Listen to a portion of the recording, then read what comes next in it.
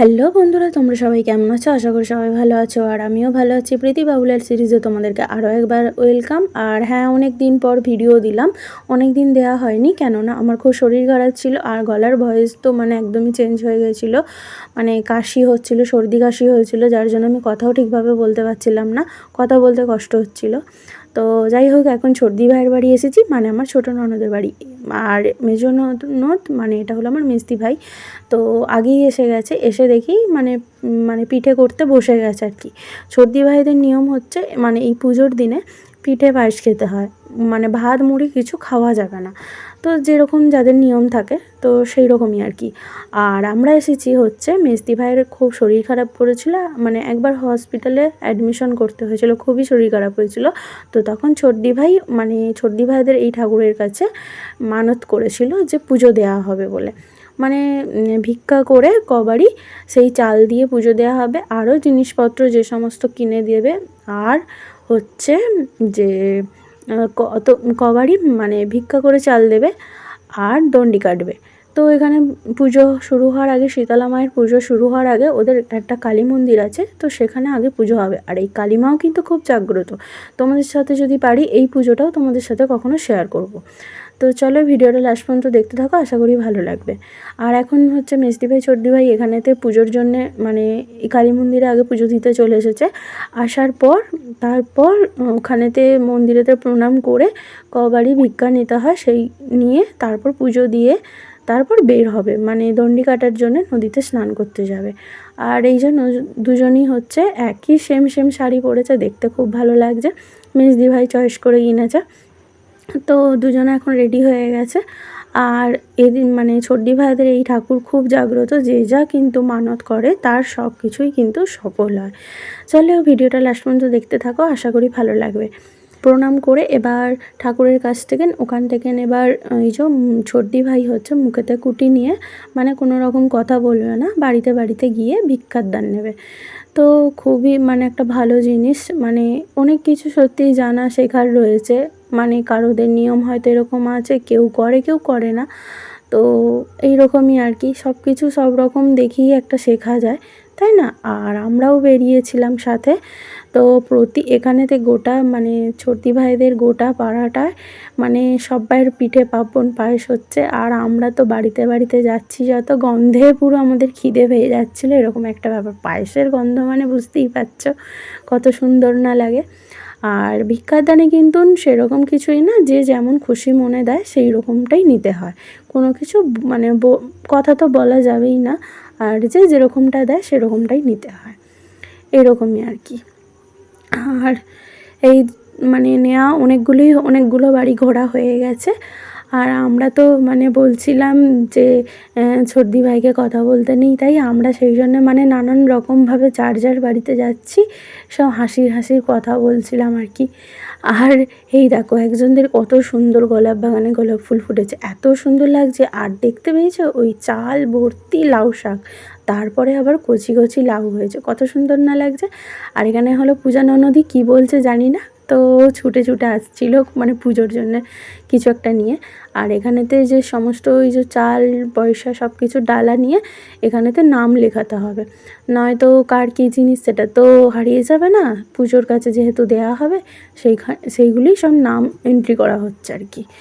তো এখানে ছোটদি ভাই এগুলো সমস্ত করে নিচ্ছে, নেওয়ার পর তারপর মন্দিরে ওখানে দিয়ে আর বের হওয়া হবে দণ্ডি কাটার জন্য নদীতে। আর নদীটা অনেকটাই দূর, কাছাকাছি না। তো ভাবছিলাম যে কী করে কী করবে দিদিভাইয়েরা, জানি না। তো যাই হোক, দেখি মায়ের টানে কিন্তু সব কিছুই সফল, তাই না? মনের জোরটাই হলো বড় জোর। তো দেখলাম সত্যিই কত মনের জোরেতে মানুষ কত কী নাই পারে। তো অতটা অনেকটাই দূর থেকে কীভাবে সব কত ছোটো ছোটো বাচ্চা বড় বয়স্ক সবাই দণ্ডি কেটে কেটে আসছে। আর যাই হোক, এখানে আমাদের তো পুজোর ডালা দেওয়া হয়ে গেছে। আর এই দেখো মন্দিরটা কত সুন্দর সাজিয়েছে, কত সুন্দর লাগছে না? আর অনেক কিছু যে যা মানত করে সব কিছু সফল হয়, যখনই সফল হয় যে যেরকম দিয়ে মানত করে, তো সেগুলো দিয়েই পুজো দেয় আর কি। যেমন হচ্ছে কেউ বাতাসা দিয়ে দেয়, নানান রকম আর কি, সব কিছু দিয়ে। আর এখন আমরা যাব নদীর ঘাটে। দেখো যেই ঘাট দিয়ে আমরা এসেছিলাম ওই ঘাটেতেই যাওয়া হবে। তো এই দেখো কতটা দূর, মানে অনেকটাই দূর। তো ঠাকুরের কৃপায় ওই আর কি। তো চলো ভিডিওটা দেখতে থাকো। আমরা তো মানে পৌঁছে গিয়ে দেখি অনেকেই তখন শুরু করে দিয়েছে দণ্ডি কাটা। আর এই দেখো কত ভিড়, মানে এরা সবাই দণ্ডি কাটবে, মানে যার যা মনস্কামনা সব পূরণ হয়েছে, তো সেই জন্যই আর কি। তো সত্যিই আমি ভাবছিলাম যে কি করে মানে এতটা দূর যাবে, জানি না কিভাবে হয়েও গেল তাড়াতাড়ি। আর কত সুন্দর এখানটা লাগছে না, আমার এই ছোট্টি ভাইদের এখানটা আসলে আমার খুব সুন্দর লাগে, মানে এত সুন্দর জায়গা কি বলবো। আর ভেবেছিলাম যে এই নৌকার কাছে গিয়ে কিছু কেমন ফটোশ্যুট করব, তো সময় হয়নি সেই রকম যাওয়ার, একটা পুজোতে মানে গিয়ে তো এইসব আর সময় হয় না।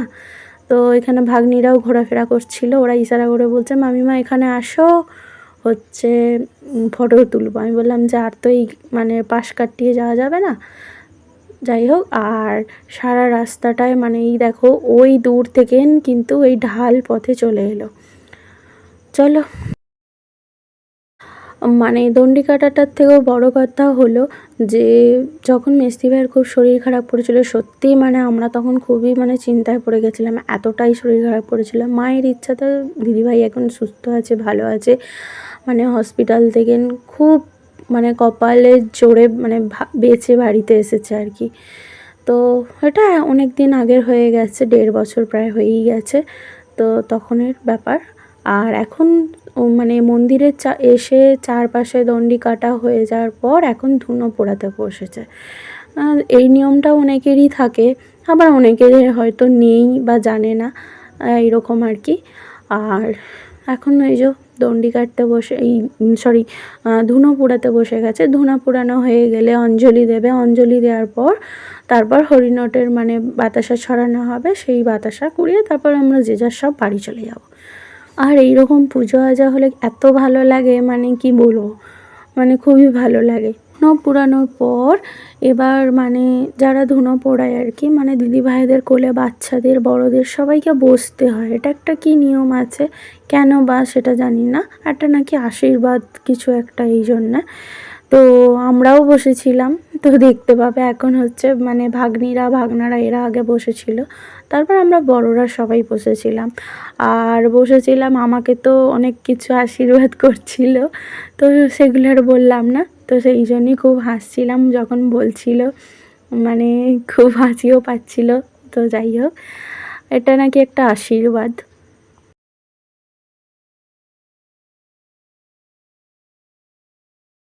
আর এই দেখো এখানে তো পূজা নানার তো হেসেই আলা, মানে ওকেও নিশ্চয়ই কিছু বলেছে যার জন্য খুব হাসছিল।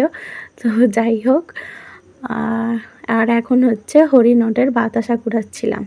আমি তো সেইভাবে কুড়াতেই পারিনি, আর অনেকে বাবা কত যে কুড়িয়েছে তার ঠিক নাই, মানে একদম আঁচল ভর্তি ভর্তি করে। আমি তো মনে হয় গোটা 10 মতন কুড়িয়েছিলাম। তো যাই হোক, ঠাকুরের জিনিস মানে একটু মুখে দিতে হয় তো। চলো বন্ধুরা, তোমাদের ভিডিওটা কেমন লাগলো অবশ্যই জানিও, আর ভালো লাগলে লাইক শেয়ার কমেন্ট করতে ভুলো না। আজকের মতো টাটা, দেখা হবে তোমাদের সাথে আবার একটা নতুন ব্লগেতে। আর চলো ততক্ষণ তোমরা সবাই ভালো থেকো, সুস্থ থেকো, টাটা।